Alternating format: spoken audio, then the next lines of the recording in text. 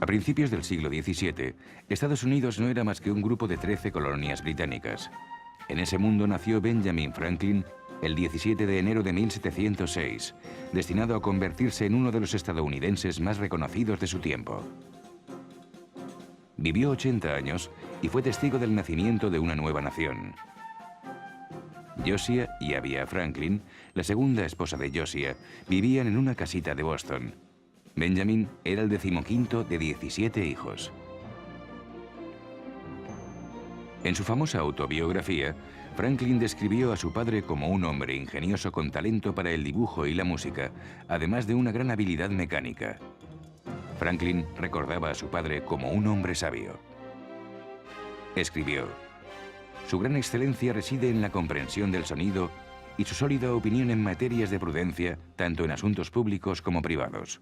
En esta imagen, el joven Franklin elaboró sus propios talentos.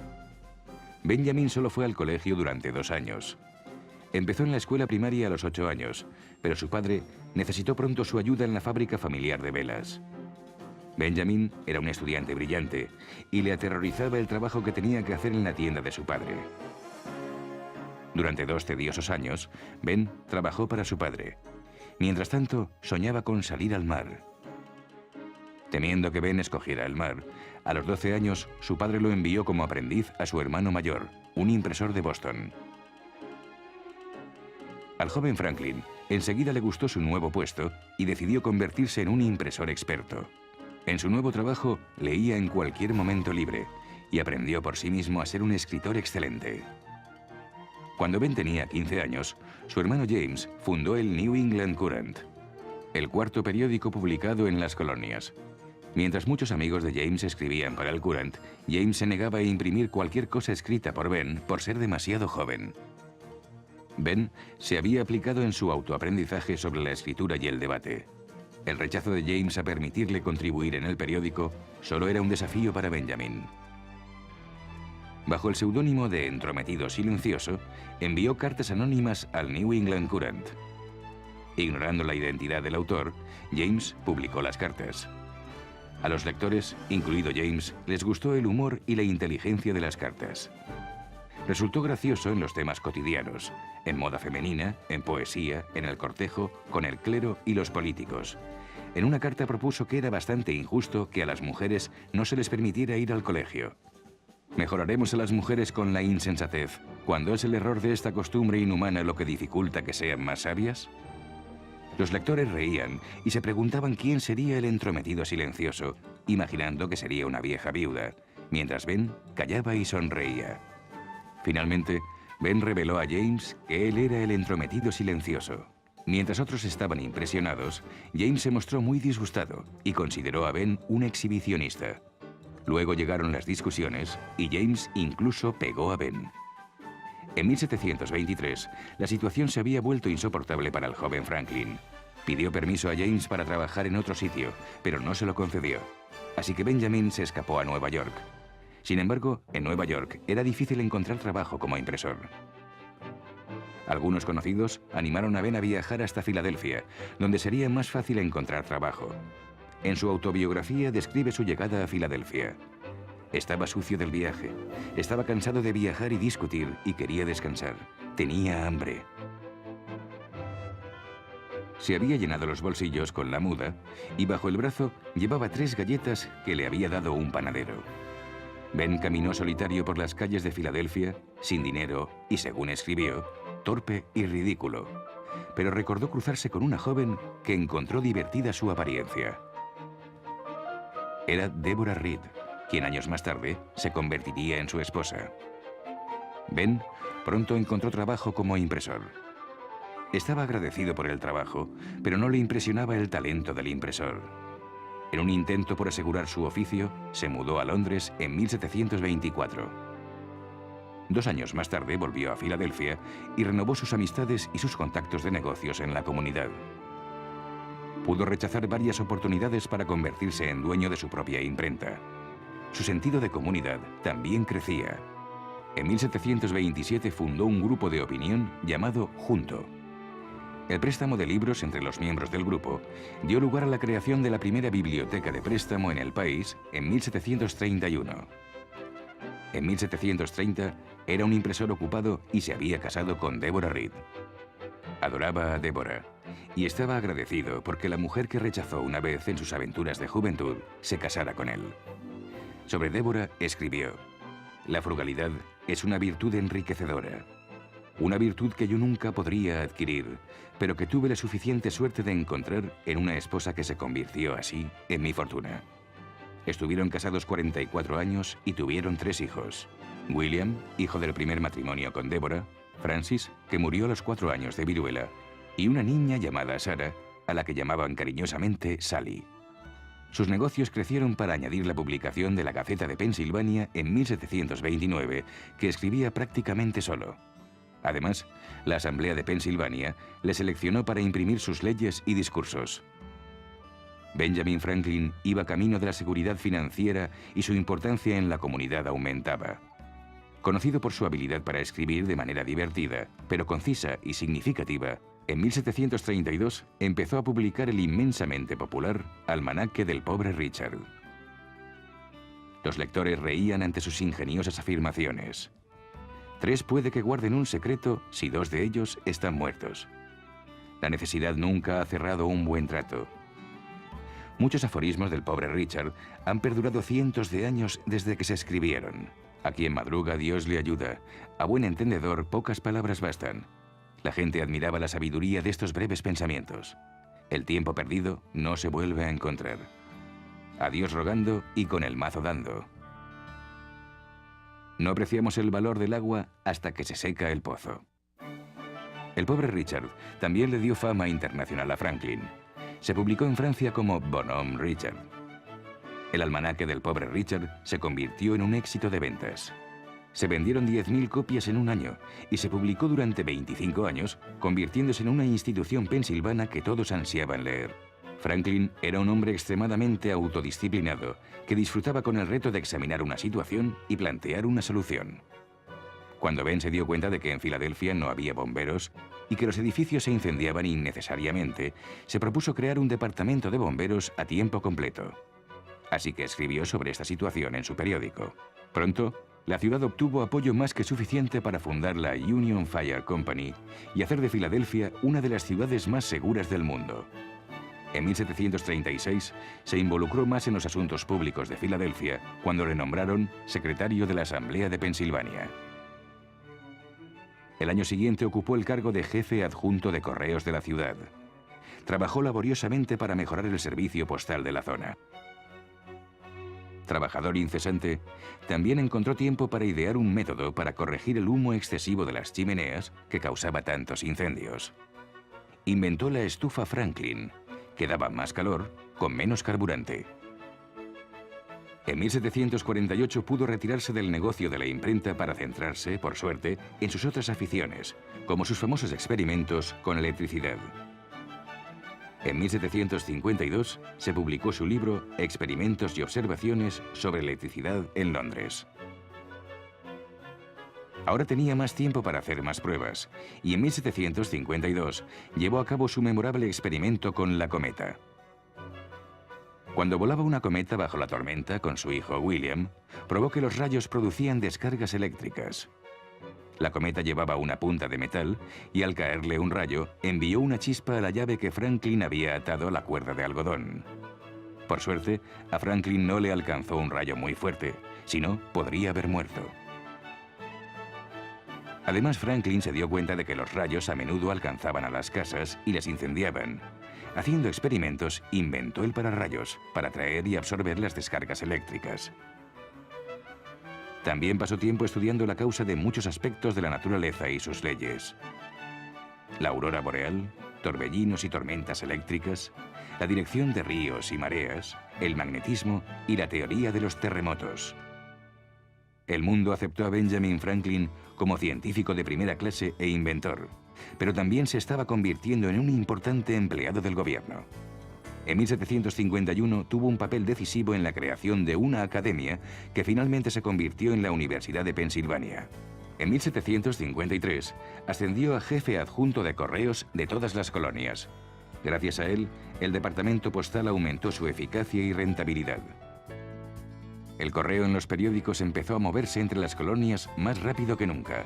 Ahora, los colonos estaban mejor informados sobre los asuntos y la vida de los demás. En 1754, Franklin volvió a la vida política.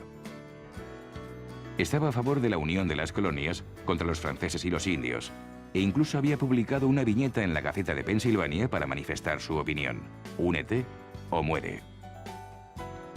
En su autobiografía escribió: en 1754, cuando se reanudó la guerra con Francia, se reunió en Albany un congreso de comisionados de las diferentes colonias. Como reacción a las guerras contra franceses e indios, los oficiales británicos llamaron a esta reunión el Congreso de Albany. Franklin y otros representantes se reunieron en Albany para debatir las relaciones con los indios iroqueses. Franklin creía que la cooperación entre las colonias era casi nula y utilizó la reunión para presentar un plan de unión de las colonias. Su llamado Plan Albany definía un consejo con representantes y un líder nombrado por el rey de Inglaterra. Fue una medida audaz, pero no obtuvo un apoyo aplastante. Franklin era claramente una figura de mente innovadora. Empezó a ser evidente una cooperación entre colonias sin precedentes como resultado de la guerra. En 1757, Franklin sirvió como diplomático en Inglaterra. Su estancia duró 5 años, durante los que gozó de tiempo libre para seguir con sus experimentos y viajar. Volvió a América de 1762 a 1764. En 1765, le eligieron para volver a Inglaterra para pedir un nuevo gobierno colonial. El sentimiento de aquella época no implicaba un deseo de independencia americana. De hecho, Franklin se mantuvo fiel a Inglaterra casi hasta el día en que empezó la Revolución Americana. Una vez en Londres, sin embargo, se centró en la Ley del Timbre, una ley fiscal aprobada por el Parlamento británico. Acelerada por la necesidad de Inglaterra de pagar la Guerra de los 7 años, se impuso la Ley del Timbre a las colonias sin considerar su cooperación. Se publicó la Ley del Timbre, texto, periódicos, panfletos, documentos legales y otros papeles en las colonias. Como consecuencia, su aprobación se recibió con gran indignación. Como protesta, los norteamericanos se negaron a comprar productos hechos en Gran Bretaña.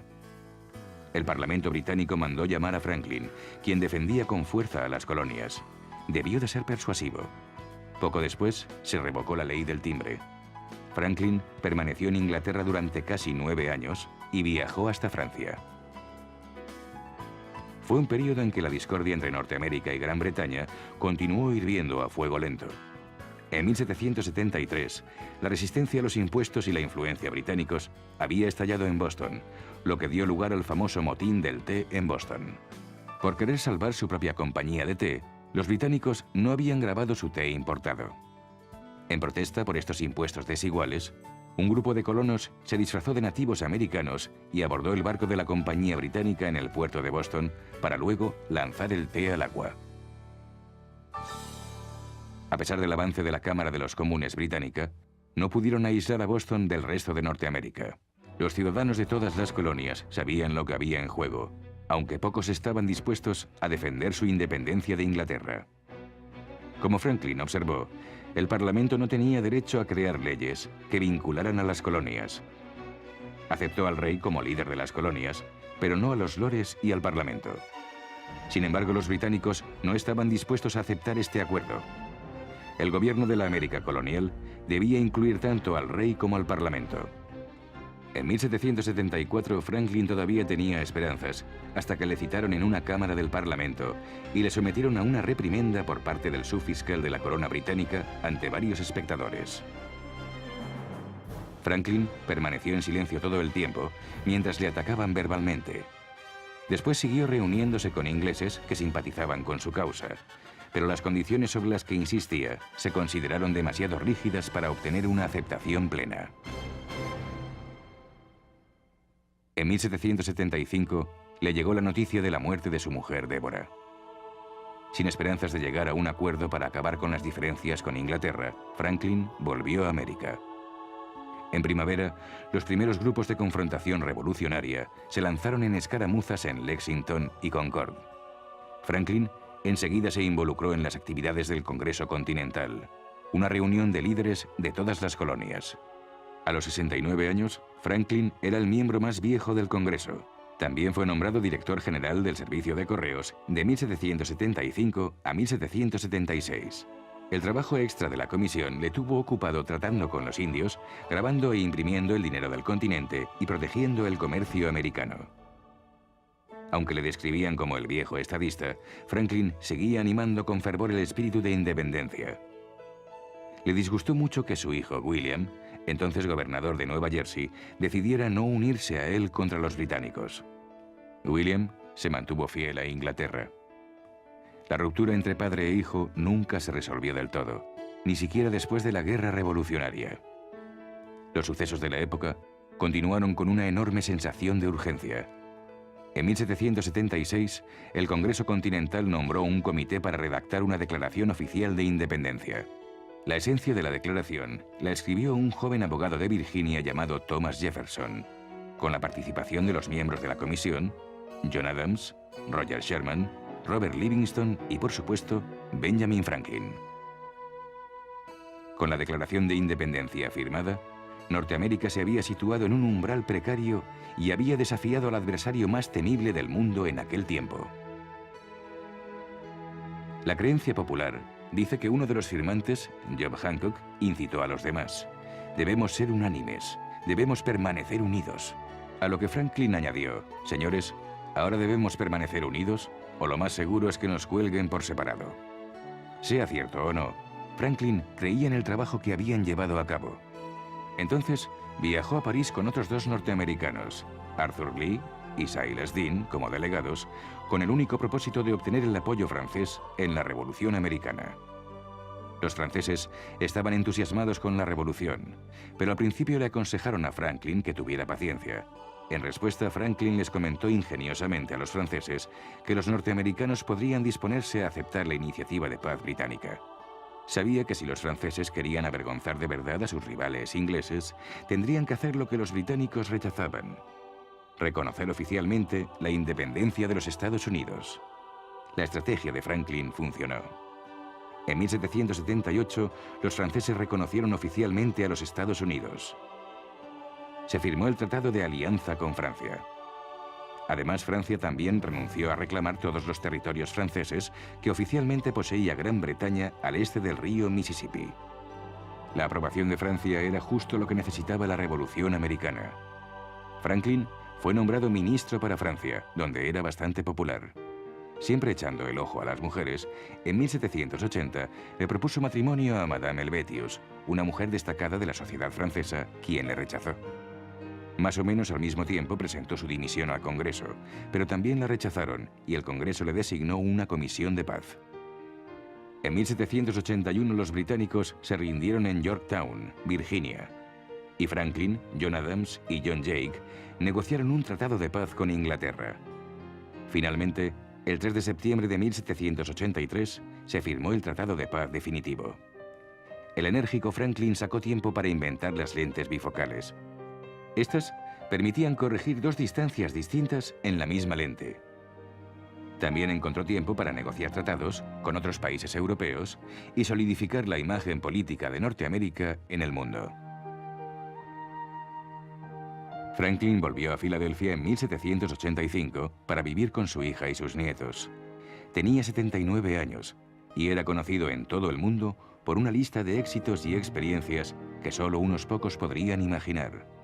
Pero sus contribuciones estaban lejos de haberse acabado. En mayo de 1787 se reunieron 55 delegados en la Convención Constitucional.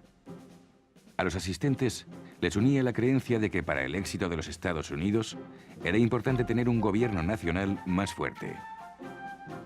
A la reunión acudieron jefes ilustres como George Washington, James Madison, George Mason, Alexander Hamilton y Benjamin Franklin. La reunión se realizó en secreto y empezó a dar forma a la estructura del nuevo gobierno norteamericano. Franklin era sin duda el estadista más viejo y sabio presente. En cuanto a la elección del primer presidente de los Estados Unidos, Franklin apuntó a la convención. El primer hombre al cargo será un hombre bueno. Nadie sabe los que vendrán después. A pesar de la edad y de estar débil, las influencias de Franklin en la Constitución fueron numerosas. Para los discursos largos, le pedía a su compañero de Pensilvania, James Wilson, que los leyera. Entre sus pensamientos más constantes estaban los referidos al salario del presidente. Franklin creía que no se debería compensar al presidente, porque para adjuntar un salario al puesto, como él lo veía, se unían dos pasiones que tienen una poderosa influencia en los asuntos de los hombres. Estas son la ambición y la avaricia, el amor por el poder y el amor por el dinero. Ante los ojos del hombre, un puesto de honor que será al mismo tiempo un lugar de provecho y moverán cielo y tierra para conseguirlo. Finalmente, el 17 de septiembre de 1787, tras un verano de debates, reuniones y compromisos, se completó la Constitución de los Estados Unidos. Mientras miraba a los delegados acercarse a firmar la Constitución, Franklin hacía comentarios sobre el sol tallado en la silla de George Washington y comentó: «Durante esta sesión he mirado varias veces el sol detrás del presidente, sin poder decir si sale o se pone. Pero ahora, finalmente, estoy contento de saber que el sol está saliendo, no ocultándose». Aunque no todos estaban convencidos de que la Constitución fuera perfecta, la mayoría aceptó el juicio de Franklin. Escribió un largo discurso que leyó James Wilson. «Señor presidente, confieso que hay diversas partes de esta Constitución que no apruebo, y no estoy seguro de aprobarlas nunca. También dudo de si cualquier otra convención que pudiéramos establecer llevaría a una Constitución mejor. Por consiguiente, señor, me asombra descubrir que este sistema está tan cerca de la perfección como lo está, y creo que asombrará a nuestros enemigos. Así, acepto, señor, esta Constitución, porque no espero nada mejor, y porque no estoy seguro de que no sea la mejor». Tras la firma de la Constitución, Franklin se retiró de la vida pública. Su último acto público fue un memorándum en el que instaba al Congreso a la abolición de la esclavitud, que firmó poco antes de su muerte. Mientras Franklin yacía en su lecho de muerte en 1790, su hija intentó moverlo a una posición más cómoda para que se sintiera un poco mejor. Incluso ante la muerte, el ingenio de Franklin era evidente. «Un hombre moribundo», dijo a Sally, «no puede hacer las cosas fáciles». Murió a los 84 años, una edad avanzada para la época. Dejó un legado inmenso. Unas 20.000 personas asistieron a su funeral en Filadelfia. La Cámara de Representantes lució insignias de duelo durante un mes. En París, la Asamblea Nacional Francesa lució insignias de duelo y su presidente escribió al Congreso: «El nombre de Benjamin Franklin será inmortal en la historia de la libertad y la filosofía». Pero es especialmente querido en un país al que, guiado por la misión sublime, este hombre venerable conocía muy bien, con la simplicidad y la dulzura de sus modales, así como con la pureza de sus principios, el alcance de su conocimiento y los encantos de su mente. En 1824 se fundó en Filadelfia el Instituto Franklin en su honor, para progresar en la utilidad de sus inventos. Con los años, a través de donaciones sustanciosas, el instituto continúa prosperando. También sirve de monumento conmemorativo a Franklin, con su estatua de mármol de 6 metros de alto, y alberga muchas de sus posesiones originales. Sin embargo, uno de los monumentos conmemorativos más importantes es la perduración de su autobiografía. La escribió como una carta a su hijo William en 1771. Quería recordar sus experiencias y expresar su filosofía para su hijo. William la publicó póstumamente. La autobiografía de Franklin, aunque no es la historia completa de su vida, se ha convertido en una de las piezas de culto de la era. Una sinopsis del estilo de vida de la época. En sus páginas, Franklin relata su educación en la América colonial puritana, la búsqueda de una vida virtuosa y la aceptación del éxito material, aunque nunca solicitó la patente de ninguno de sus inventos y demostraciones para enfatizar la viabilidad de los mismos. Continúa leyéndose y estudiándose por los pensamientos y detalles de un hombre importante perteneciente a una era importante. El hecho de que viviera tanto solo forma parte del mito del gran hombre. Se dice que John Adams, segundo presidente de los Estados Unidos, había contemplado a Franklin primero con temor y luego con asco, pero al final terminó por admirarle a regañadientes. Un hombre que fue impresor y editor, científico e inventor, filósofo, político y diplomático. Casi con sabiduría profética, Franklin escribió su propio epitafio a los 22 años.